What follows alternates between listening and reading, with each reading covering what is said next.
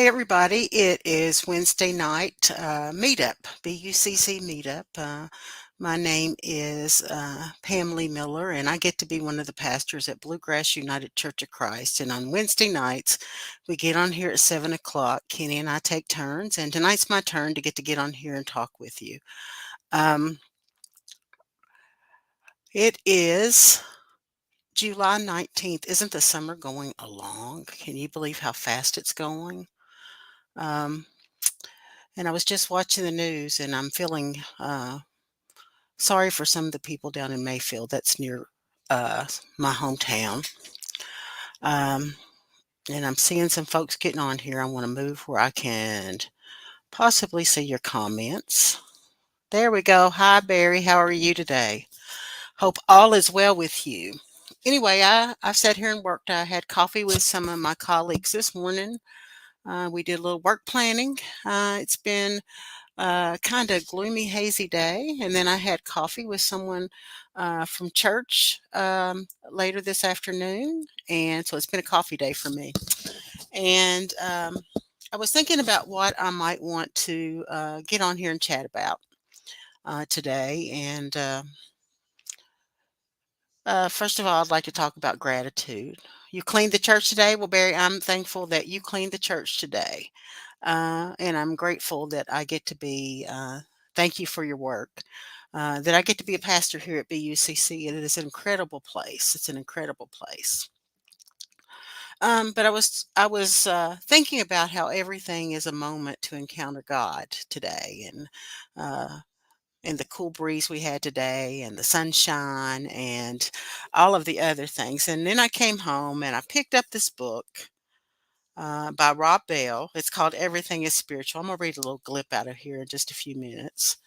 There's Big Daddy on the line now watching. But when I picked this up, it made me think about something from yesterday. And so, yesterday, late in the evening, I'd driven my daughter to Louisville, where she gets a treatment once a week. And as I got out of the car, I noticed a tree. And on the tree is a pine tree. I think it was a pine tree. I don't know all the names of trees. Um, And I don't know, let me see, can I get this up here where you can see it? And on the pine tree was this little thing. Can you see it? And how all of the layers fold up on themselves. I had to pick some to put in my little box of things that I pick up along the way that make me think.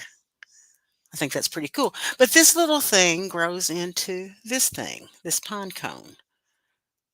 And when it opens it up, the seeds come out. And I started thinking about how sometimes we're closed up and sometimes we open up. And um, how just this little thing can remind me to be, oops, oops. That's one of those unpolished moments. Um, how this openness can help me encounter the world in a different way, and how being closed off, I know that I often miss things. I miss conversations. I miss seeing flowers open up. I missed interactions between people. But hey Deb Core, how are you doing today? But when I'm centered spiritually and when I am thinking and being aware, I can be like this. I can be opened up like that. Anyway, just those little things made me start thinking about spiritual openness and um, how we can close ourselves off and not open up to all the things that God has to offer us. And I guess that's my little object lesson today. Hey, Lori, how are you doing? And how's that leg going? Um, do you all ever pick little things up? I've got a whole little tin of things here that I pick up that I'm going on a spiritual retreat in September. And one of the things we're supposed to be do is to pick up things as we're walking around outside, or things that make us think about God. And um, so I have lots of little feathers in here. Um, I've got a snail shell. You all really wanted to go into my little box tonight, didn't you? A snail shell that I found along the way, and that reminds me that sometimes we're slow, but we still get there. Uh, that would be what my husband would say is me on a Sunday morning. He thinks I'm too slow getting ready and that I'm going to be late, but I always get there almost on time. Anyway, so I would challenge you. What else I got in here? I got a dead butterfly that I found that I just think these things are just beautiful. Anyway, enough of my little box of stuff that I'm collecting. I did want to share with you about those pine cones because I thought they were really cool. You got your walker today, so you're cruising around. Lori, you let us know if you need anything, and I bet you're looking really great with the walker. And I would decorate it if I were you, with some flowers and maybe some streamers from um, uh, that flow around. Put your basket on it. I mean, you could be the happening walker lady.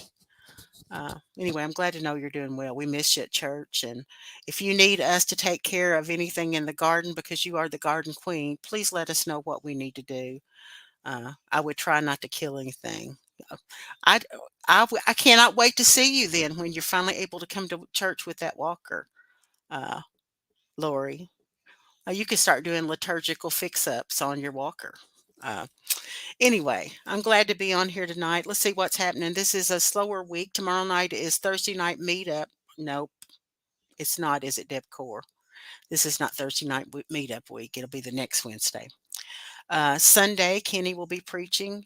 And wasn't this past Sunday an incredible thing? I just loved getting to hear um, Pam preach this Sunday. And when I say Pam, it was not me. Um, there is something about um, the way that she was able to pull on scripture to still challenge us just off the cuff because she wasn't behind her script. I was just very impressed with her. I liked what she had to say. She pushed me a little bit theologically in some places, but um,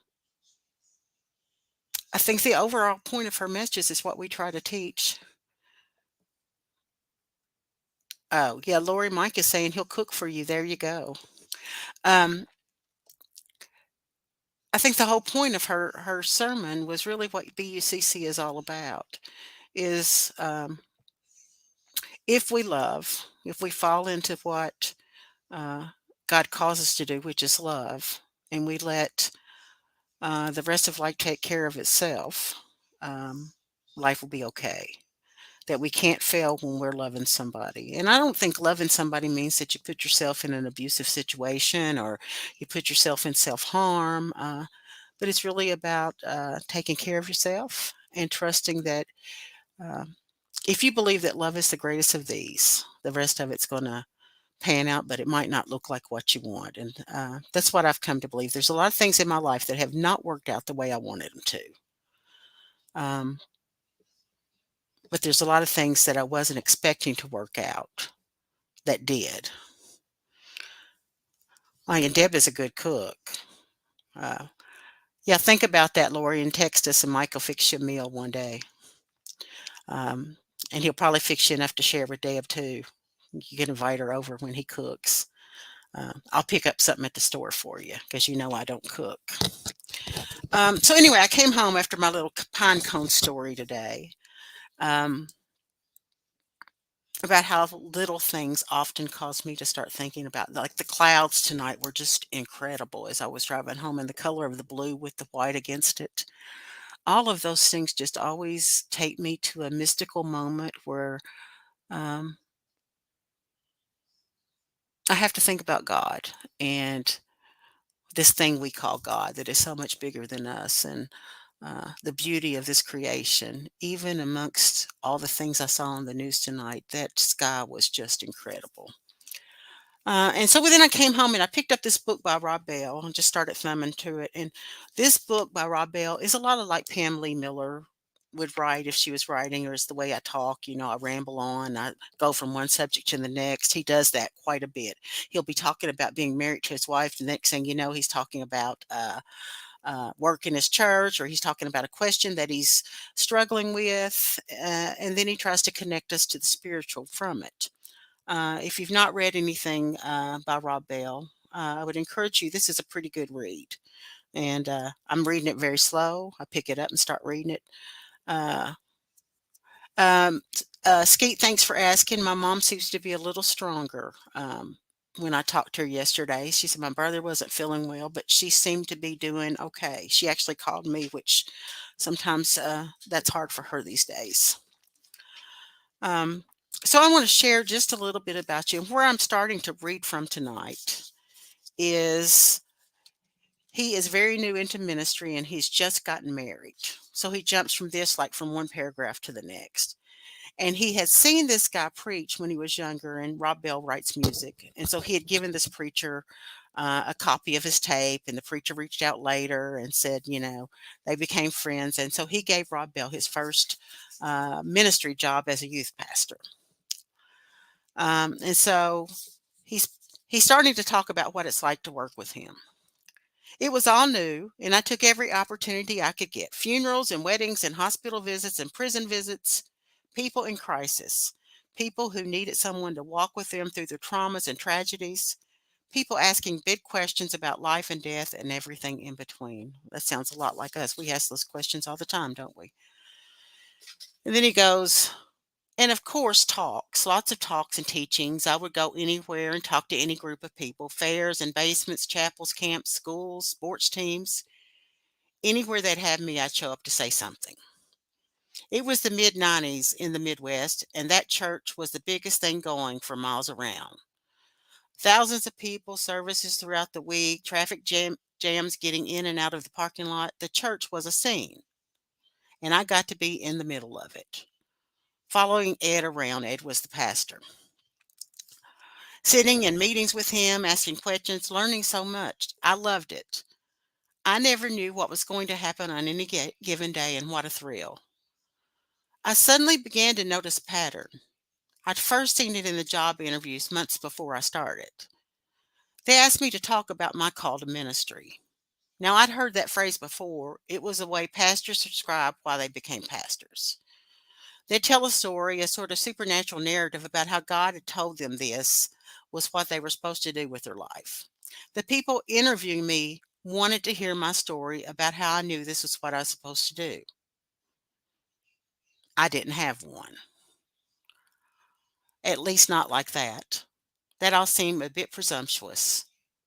What about the people who had been called and they weren't that good of being a pastor? I'd seen that and didn't want any part of it. And claiming God had told you to do something, I thought that was crazy. And what about the school teachers and the nurses and the people who fix cars and build things? What was their calling? And then he goes on as he's rambling. Some people are called and some aren't.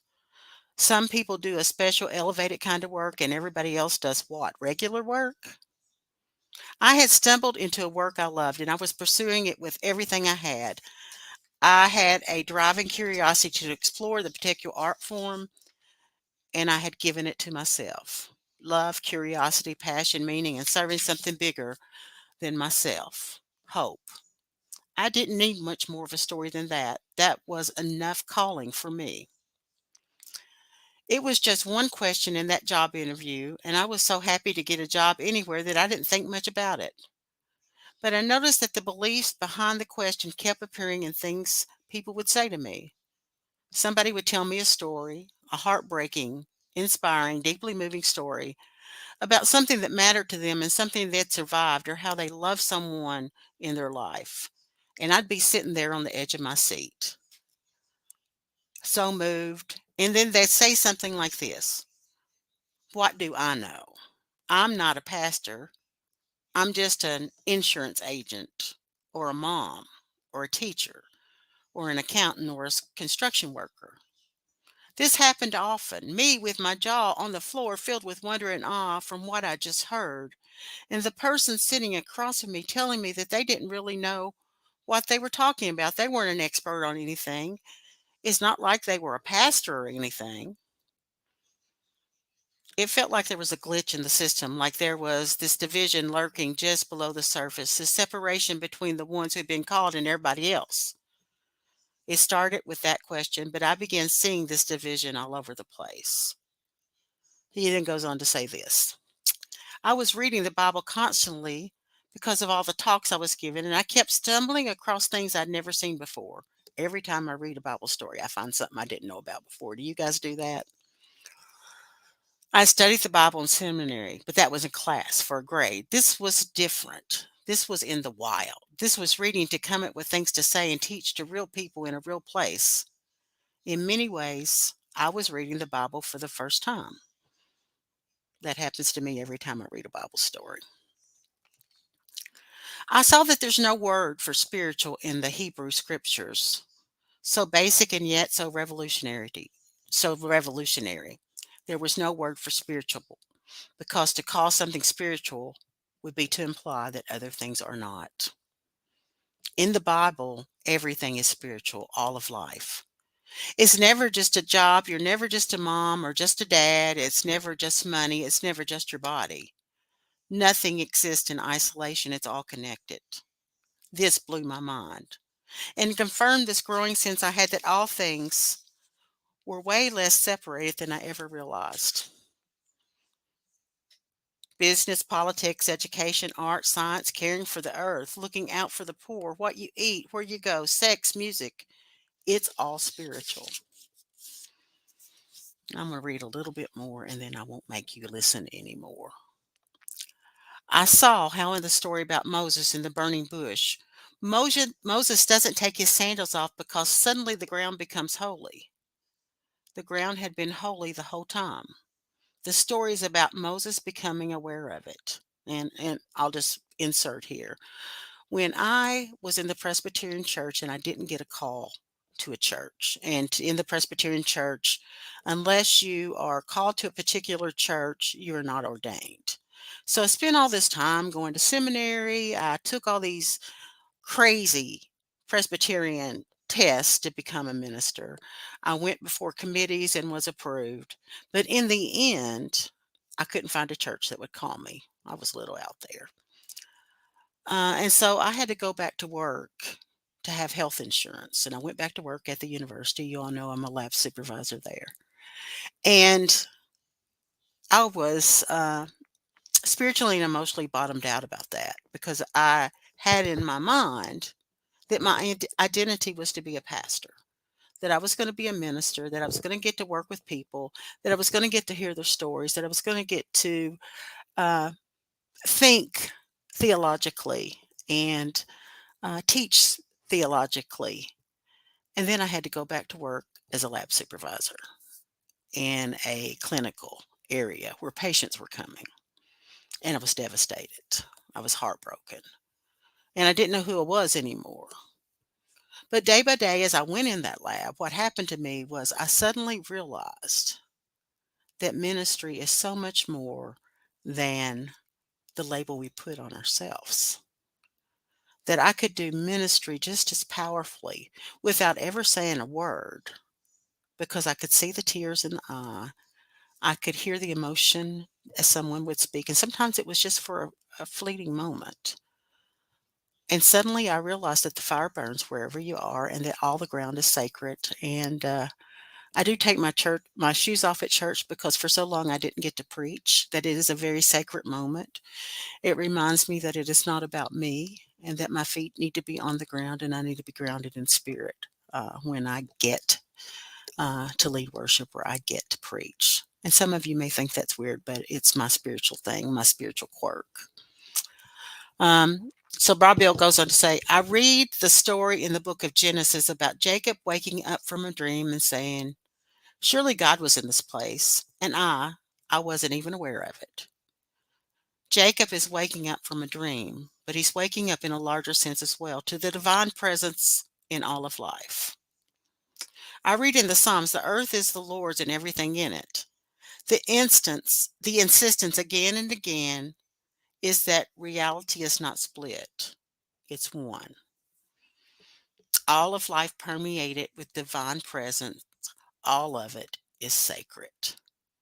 All of it is sacred. These moments of me rambling is sacred, even if it bores you. So, anyway, that's a little Rob Bell tonight.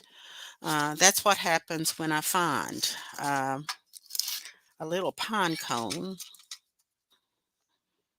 that is not opened up. Can you see it? See all those little things on there?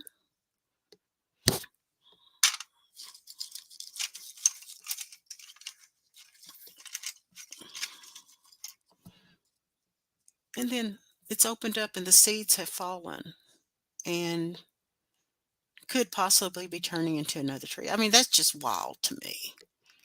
And the fact that I saw them on a tree and had to pick them off because they reminded me in some way about how the spirit moves. There you go. Object lesson for the night. Do you guys ever pick up things? Do things in nature ever remind you about God? Does does the sun ever remind you about God? I'd love to hear your thoughts about that. And I hope that somewhere in the ordinary moments of your life, that something jumps out at you in a spiritual kind of way and makes you think, oh, it's all spiritual, isn't it? It's all sacred. It's all ministry. Um, so that's my little TED talk for the night. Let's see what else I wanted to tell you. I wanted to ask you to remember Stephen Frederick's mother, who's having some pretty extensive surgery tomorrow. Uh, Everything from rocks to dead insects. Yeah, I'd love to see what all of you. I pick up rocks all the time, and I love rocks that have been worn away. Um, we want to remember Yvette. I met with her yesterday. She seemed in good spirits and has gotten us some mail. And hi, Travis. And we're going to remember your uncle tonight, Travis. Travis lost a member of his family today. And we hope that Jerry is doing well. I know Jerry went home on Sunday, and we're glad about that. But we'll be holding you and your family in prayer, Travis. We want to remember Joe. Yes, your Uncle Dan. Yes, that's. I didn't know which uncle it was, but thanks for letting us know that. We will be holding your family in prayer. Joe Harris and AJ Harris continue to need prayers. And Lord, we're going to be praying that that walker is rocking when we see you on Sunday. Um, and Deb, thanks for taking Lori some food. I'm going to get off here tonight. I wanted to let you know that you're loved, that you remind me every time I'm with you of parts of God that I didn't know. I discover something new every time I'm with you. Know you're loved. Know that I'm thankful that you're in my life. And if you're looking for a really cool church to come to BUCC or go online and watch us. I'm glad Jerry's doing well. Let me say a quick prayer and I'll let you guys get back to your Wednesday night. Um, I know you love a challenge. I cannot wait to see. I cannot wait to see. Um, God, we thank you for moments that we can ramble and talk to each other, and that some folks are even willing to listen to somebody that rambles on all the time. Um, Bless these good folks. Inspire them with a surprise out of their ordinary lives. May they see something so extraordinary that they can't help but think of you. Help us remember who we are and who we belong to, and help us to be love. We pray all of these things, asking for those we've named and those we haven't named to be lifted into your presence in all your many names. Amen. All right, guys. I'm going to get off of here. Good night. Love all of you. Have a great night and be a great day tomorrow. Be love.